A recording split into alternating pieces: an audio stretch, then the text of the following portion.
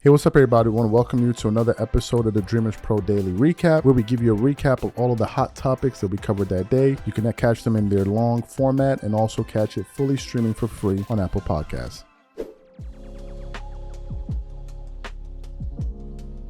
So yesterday was a pretty interesting day because it was JJ Redick's introductory press conference with the Los Angeles Lakers alongside General Manager Rob Pelinka. And it was just something that I stumbled upon while I was surfing through the internet. I just saw it live, I think, on the Lakers channel. I think at one point there were 20,000 people watching that press conference live, right? So I was catching bits and pieces of it here. There was a point where they asked him about the Dan Hurley signing, and then Rob Pelinka just said, this is not the time to be talking about that. This is JJ Redick's moment. There were various points where they asked him about, what qualifies him for this position, etc. And JJ Redick responded to that. Rob Pelinka as well. He pushed back on some of the things that they were saying. And then it got to a particular point in the press conference where they asked JJ Redick to kind of weigh in on what some of the naysayers are saying, because what people are saying out there is essentially that JJ Redick has no coaching experience whatsoever, not on a head coach level, assistant coach level, collegiate level, none whatsoever. And people who follow the Lakers, who are interested in the affairs of the Lakers, are asking the question, if you guys know that you're in a pretty seminal moment in the franchise's history where you need to now make a decision after firing 4 head coaches in the last 6 years, are you sure that this is the candidate that you want to go with? And a lot of people have been kind of questioning that. So something interesting happened. They ended up asking JJ Redick to kind of weigh in on the naysayers and people saying that. And in a shocking turn of events, during his response, he ends up actually swearing, basically saying, I don't give a about what these people are saying. So what we want to do now is want to play exactly what JJ Redick had to say in response to his critics. And then want to come back and give you the reaction of some of what people in Laker Nation had to say based on what he had to, based on his comments. Take a listen to that there.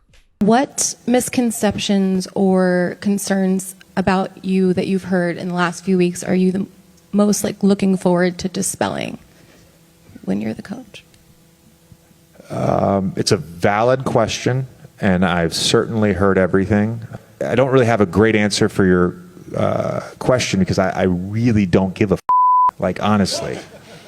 I want to coach the Lakers. I want to coach the team. I don't want to dispel anything. I don't.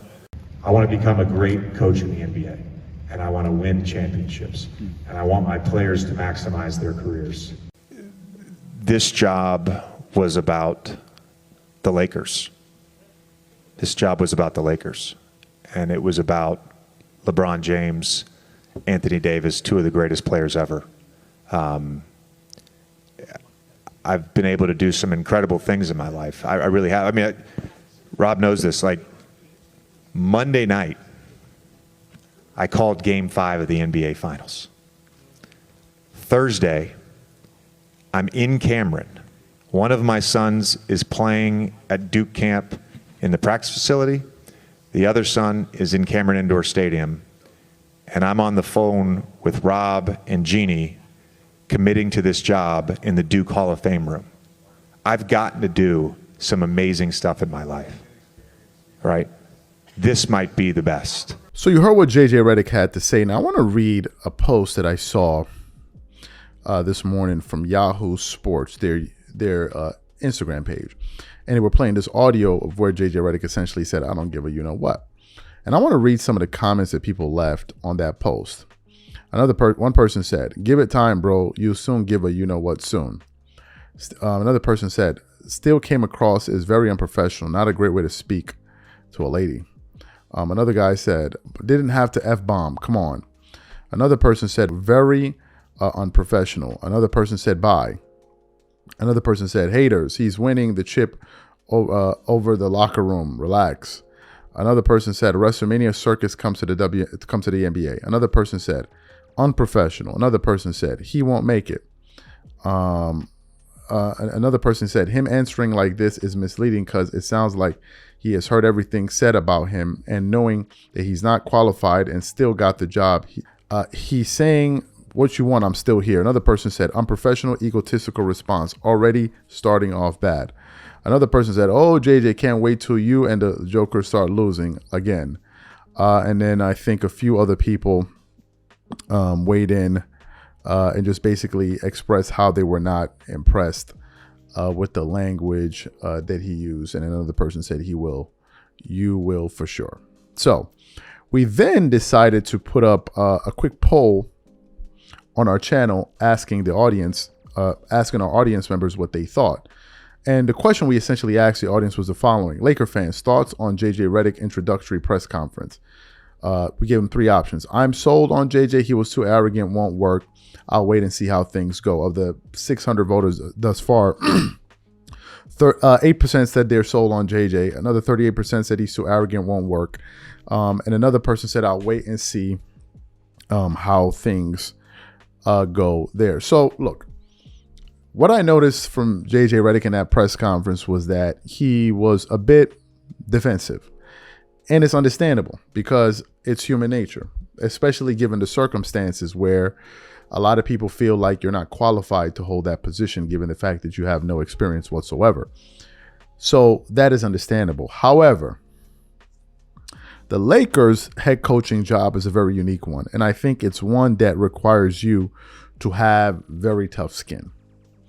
And if you're already reacting that way, coming off as being defensive now, when things start to go bad, and they will, because it happens with every team, various points in the season, if you're not able to keep your cool, those kind of comments will backfire in your face. It absolutely will. Now we're in the honeymoon phase where, oh, it's cute, it's the new guy, he's here, blah, blah, blah, blah. But if the team is not doing well and you have this kind of defensive attitude towards the reporters, it's not going to work in his favor. Go ask Russell Westbrook. When Russell Westbrook wasn't meshing well with the Lakers and he would get defensive with the media, it wouldn't help his case. Do I think JJ Redick will work with the Lakers? I don't even know. I don't even know. Because I don't know the type of coach he's going to be, because he's never been a coach. So I don't know. I can't say, well, based off of what he did here and there, I don't know. There's also the aspect of the relationship that him and LeBron had. And if you listen to the full press conference, JJ Redick said that he only spoke to LeBron about it, I think, recently. And Rob Pelinka said that LeBron gave his blessings, but he wanted to remain out of the situation entirely. He said the person that was involved with the coaching search heavily was Anthony Davis. Anthony Davis was much more hands-on with the coaching search. He said LeBron was pretty much hands-off, right? He was pretty much hands-off. But this is what people feel.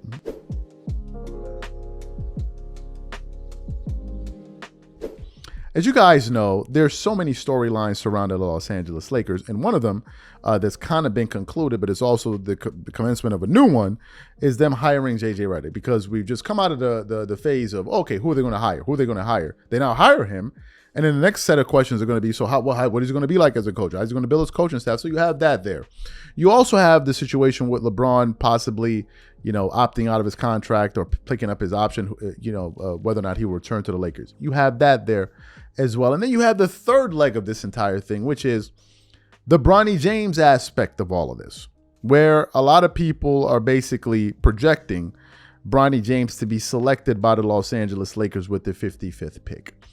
And with this kind of on the horizon, is caused a range of people to have a range of opinions. Here are the facts. Some people think that he is simply not good enough to be a top-level NBA player. Some people believe, I just came across some quotes this morning of Rashard McCann on Gil's Arena, where he was discussing this with Brandon Jennings, where he said he doesn't believe he's going to play for the first 2 years of his career.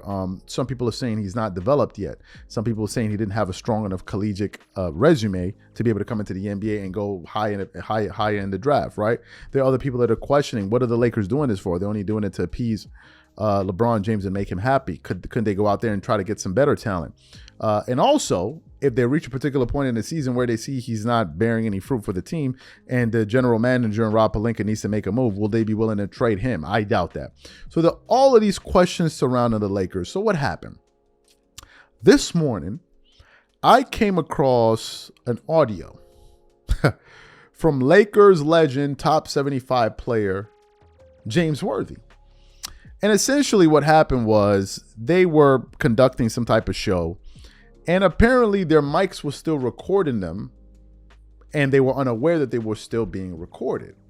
And James Worthy was talking to one of his colleagues during the soundbite, where he was just basically saying that, hiring JJ Redick is just another hire.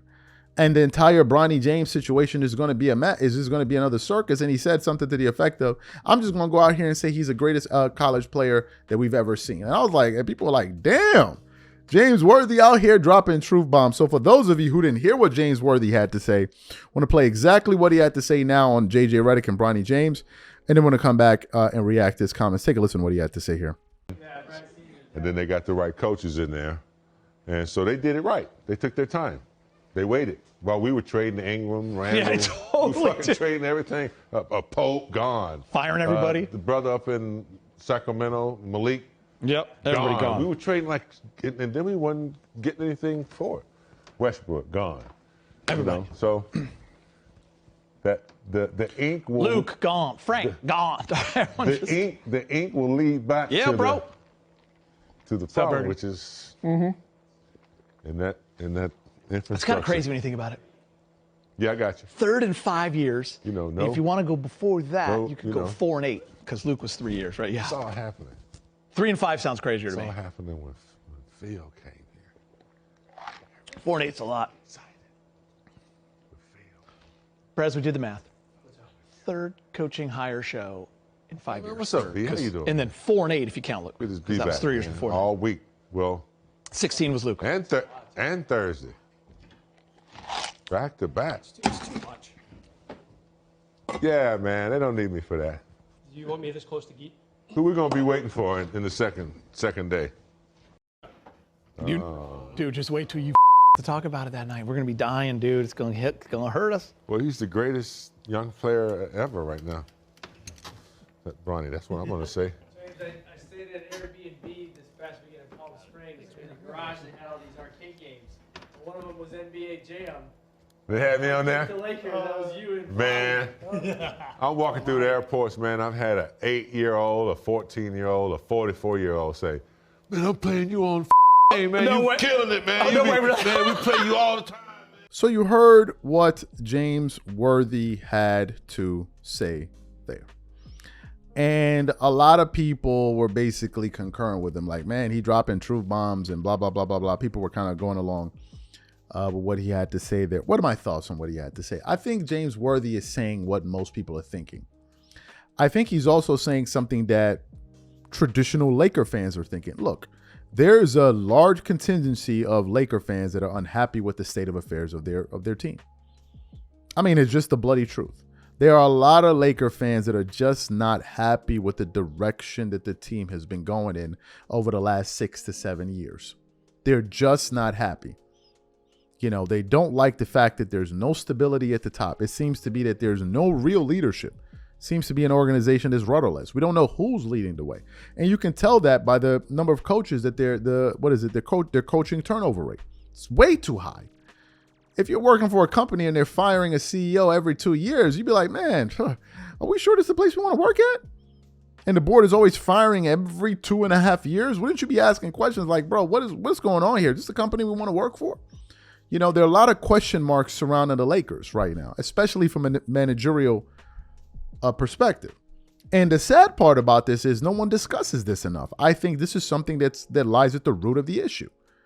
Because essentially what James Worthy was alluding to was that, look, he doesn't believe that JJ Redick is going to be a serious coach. He believes he's going to be fired. So essentially, indirectly, he's talking about the management that continues to go out there and get these guys.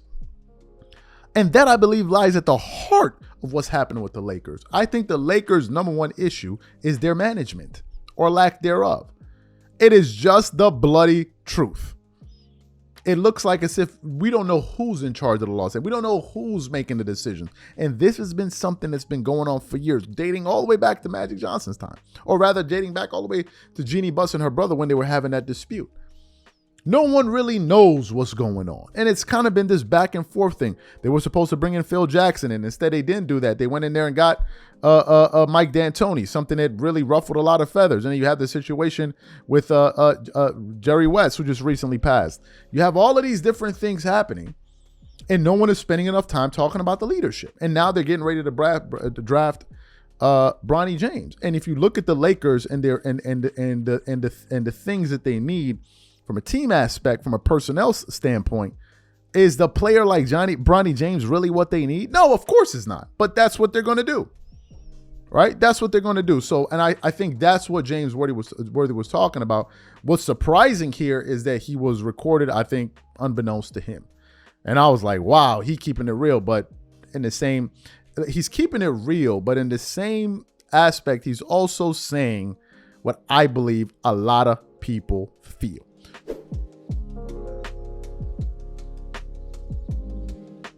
As you know, Jason Whitlock is a polarizing figure. He has his audience, his core audience, and they follow him. But in the process of him, giving his views on various issues, he ends up also turning off some people who disagree with him. I've had my not issues, but I've had my disagreements with Jason Whitlock over the last, 6 months, especially around that Deion Sanders situation. I understand that he can be critical of Deion Sanders, which is fine. I just didn't like the fact of, kind of disrespecting him as a man. I didn't like all of that, but that's how he operates. That's his style, and a lot of people agree with him. But then he also brings up some certain points that are irrefutable in some of the things that he says. So I'm not going to be a total hypocrite and just be like, oh, he's 100% wrong. There are things he agrees. There are things that he says that I agree with, and there are things that he says I disagree with. That's just how I am. That's how I'm looking at it.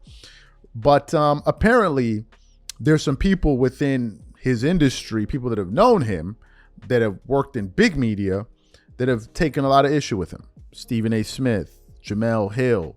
I don't think Dan Le Batard said anything directly. He's had kind of a back and forth with Shannon Sharp, but also, to be fair, I think when he was talking about his top 50 or 100 people he's had issues with in media, he was giving Shannon Sharp some props. He recently gave him some more props. So anyway, y'all know the backstory of that. So what happened? I came across a set of tweets via an awful announcing article this morning. And essentially, the article had the following headline saying, ESPN Stan Verrett slams Jason Whitlock over Angel Reese takes.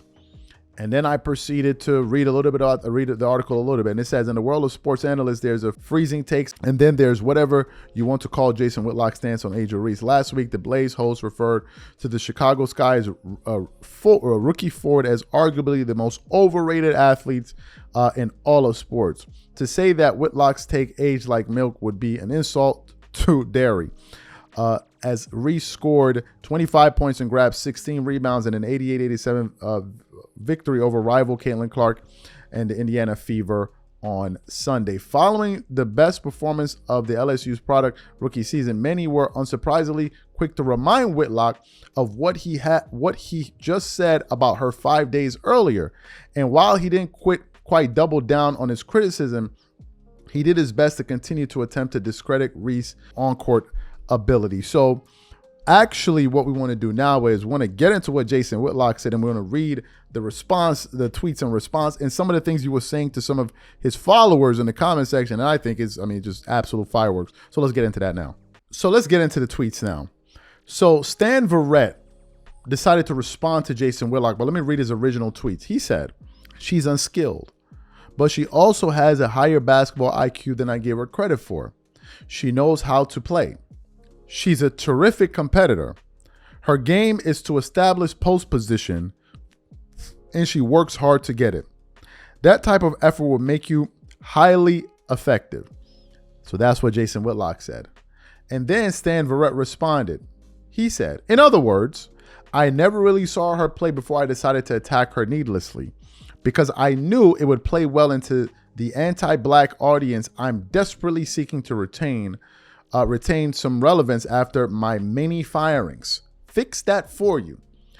Now, it didn't stop there. He then went on to say, I believe responding to what someone said. He said the following. One person said, I'm noticing Whitlock ignores you because he knows you will give him some pushback. Then he said, he knows his level and he knows mine. And he knows they are not the same. It could end his quote unquote career. And then all HBCU football responded and said, big facts. So as you heard from this article, Stan Verrett is not holding back on Jason Whitlock. What are my thoughts on this? You know, I think that everything Stan Verrett said is inbound, and I'll tell you why. If you go out there and you take a particular position and it ends up to be wrong-headed, people should have a right to point that out.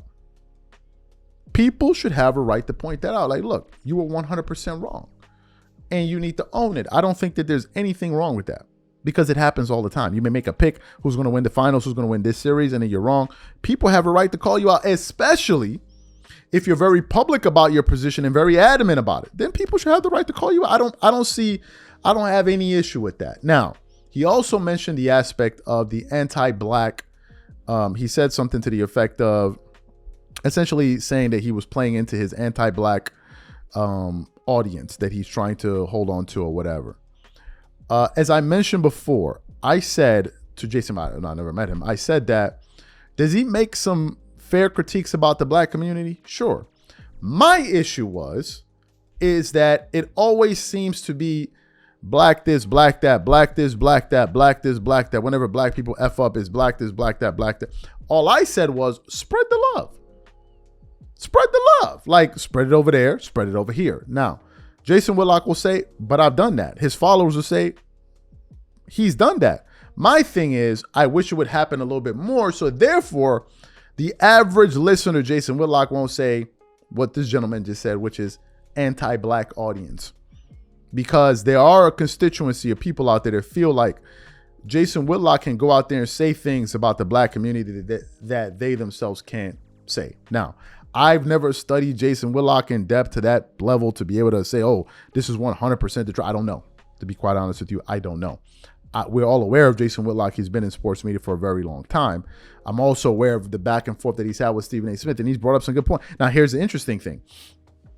Just to give you guys a quick juxtaposition here, something to think about. We can say, well, he's very, very anti-black, but then, I've seen him stand up for other people and go at other people that even the black community has issues with, like a Stephen A. Smith. When he was talking about Stephen A. Smith's book and some of the stories that he made up and all of that stuff. So look, Stan Verrett wasn't backing down. He definitely doesn't seem to be a fan of Jason Whitlock. And I think that the point he brought up in terms of you didn't watch her and all, I think it's fair. I think maybe some people would say it's a little bit too oversimplistic, but it happens all the time in sports. I'm on no one side here because I'm not really a fan of anyone. I'm just reporting the news and giving my thoughts on what just happened just now. So